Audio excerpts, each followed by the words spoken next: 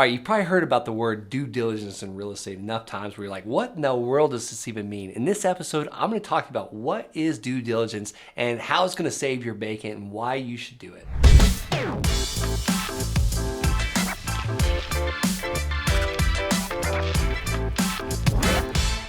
Hey guys, welcome back. I'm gonna give you some of the top due diligence items you wanna check. It's gonna make your life so much easier, and stick around to the very end and I'm gonna give you the exact due diligence checklist that we use in my business every single day, every time we purchase a piece of land or a property or any type of real estate. So let's go, keep going. All right, when you hear the word due diligence, I don't want you to think of anything really more than I'm just researching the land or the house or the property that I'm gonna buy. That's all it is. You're doing a little research because you wanna know all the facts before you pull that trigger and sign on the dotted line and basically pay the money to buy the deal. So let me walk you through several of the top items I check, and as promised, I'm definitely gonna give you this exact list so you don't have to try and write these things down. But one of the first things on my list is the land buildable? Obviously, if there's a house on it, we don't have to worry about that. But land, this comes into play quite a bit. Like we need to know in Colorado, like for instance, we need 1 acre for a septic system. So if it's less than 1 acre and it's in the middle of nowhere, that land is not buildable. It's really useless. So you want to know that going forward. Next is how big is the land? Obviously, I just mentioned that, like it's got to be an acre, or you want to know exactly how big the land is. You know, for instance, in Colorado Springs, to be able to build a house on a city lot, it needs to be a minimum of 5,000 square foot. So you want to know how big the land is. Next is the property free and clear. Are there any encumbrances on it? Are there any mortgages? Does the seller owe a mortgage on it or back taxes or maybe some mechanical liens from getting an air conditioner or a roof installed that they didn't pay for? Or maybe there's a lien from the water company. You want to make sure the property is free and clear. And a lot of times the title company can help you out with this, but we still like to check as well in our original due diligence. And next, are both owners or is one owner, however many owners there are, maybe there's 6 owners, are they all ready, willing, and able to sell? AKA, are they alive? Do they agree about selling? Can they legally sell? Next, you want to know your ingresses and your egress. Another word for that is, do I have legal access on and off the property? Is there a driveway? Usually if there's a house and there's a driveway on it, there's usually legal access. But a lot of times it'll say it in the legal description, you know, ingress and egress, exactly where you're into the property or exit the property. With vacant raw land, there's not always a clear cut and dry legal access. It could be, you know, surrounded by other landowners, and you could literally be boxed in and not even have legal access to your land without getting a right of way or an exception from another adjoining landowner. So you gotta be careful about this. You really wanna know this going into it. Next is, how would you access the property? Whether it be a paved road, a dirt road, a private road, a legal granted ingress and egress, or a right of way from another adjoining landowner. You wanna know these, exactly how you're gonna get to and from the property, whether it be like a dirt road or a paved highway or a county road that's maintained by the county, or is it maintained by the city? You want to know all these things. So obviously you want to go and look at the property when you're doing your due diligence, or the house, or whatever it is, but sometimes you might not be able to get to it right away. So we use little gadgets and tools like, you know, Google Earth. We can zoom in or pull the little Google Earth guy and put him right on the street and see exactly what the front of the house looks like. You want to use all the tools and resources necessary. Go back 20 years, we didn't have any of this stuff. When our parents and our grandparents were investing in real estate, we have it made today. All right, next, how would you get water? Is it a well with a pump?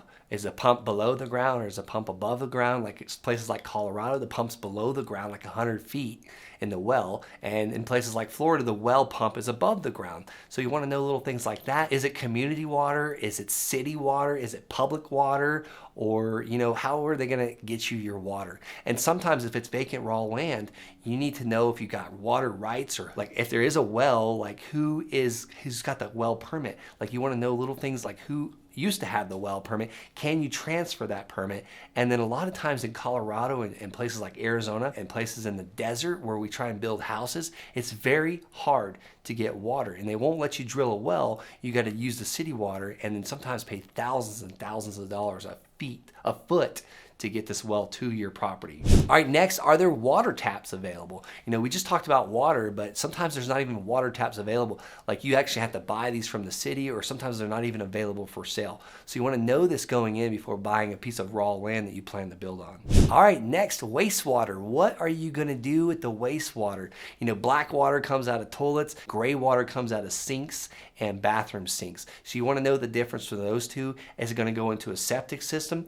I mentioned in Colorado we need at least 1 acre for a septic system. Now, if you don't have an acre, you better be close to a sewer line so they can run your sewer coming out of the house the way it needs to go, because a lot of times this can stop a property from being buildable. You want to know it too if you're buying a house. Is there a septic system out front?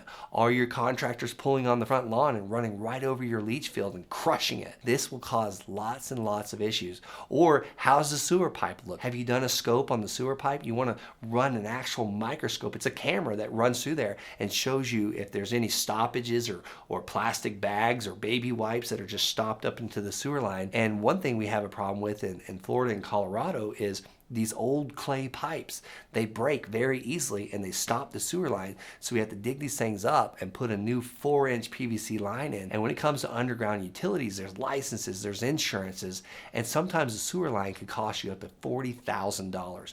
So you want to know exactly what you're getting into if you're buying an existing property or a property that's not even connected.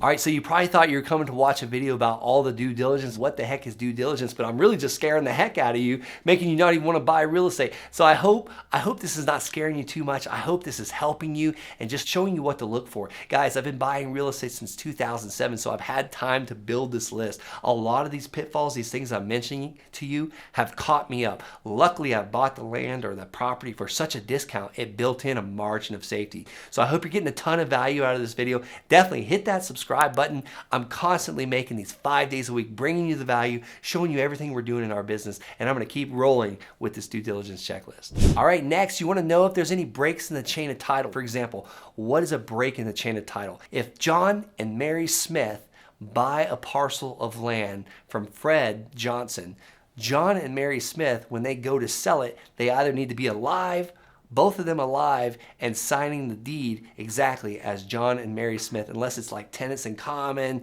or tenants in entirety. And I'm not going to get into all that, but a title company will help you do that. But you want to make sure and use a title company to make sure that that transfer of title is happening properly. Maybe John's not around anymore. It's only Mary Smith, and Mary inherits the property. You name it. These things happen. We always want to make sure there's no breaks in the chain of title when transferring real estate, because you don't want to go 5 or 10 years and realize that it wasn't transferred correctly. That's why we use title companies and title insurance policies to basically insure for errors and omissions, things like this that do happen all the time in real estate. All right, we talked about title searches. What about title insurances? These things are a must. You want to have these. Another thing is called owners and encumbrance.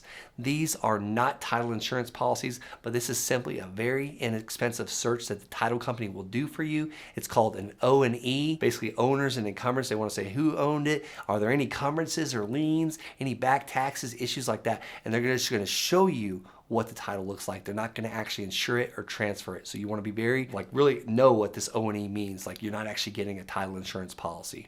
What is the property zoned for? What's allowed to be built on it? Is it a school, office buildings, commercial, multifamily for apartment complexes, or is it single family residences only? You want to know exactly what it's zoned for and what you can do for the property. And this is usually on vacant raw land, but sometimes you can use this as an advantage for housing. You could change it from residential to commercial or commercial to residential.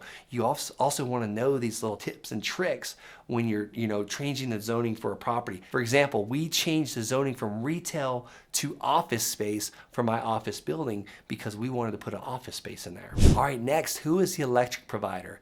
Is it local? Is it city? Is it Florida Power and Light, Duke Energy? You name it. You want to know exactly who the electric provider is, and you want to make sure there's not a past overdue bill from the previous owner, and then maybe it's a vacant raw piece of land and there's no power lines available. How would you get power to it? How much would this cost for the transformers and the poles or the underground utilities? Could you use solar? Is that allowed? Is it in the restrictions? So you want to know these little things before you go and buy a piece of land that you're planning to build on. All right, taxes. How much are the taxes each year? This can be found out very easily by just going to the county assessor's office or the county treasurer's office and putting in the actual property information, whether it be the APN number, like assessor's parcel number, or the legal description or the previous owner's name. You can usually figure out pretty easily what the previous year's taxes were. All right, and the last final thing I want to add to this before I give you this list of everything I just mentioned are, what about the backwater bills? Has there ever been water on this property? Is there a water tap already on the property? Is there a fee for that water tap being there even though they're not using that water? A lot of times, water companies will not put a lien on the property. They'll just continue to add and add and add to that bill.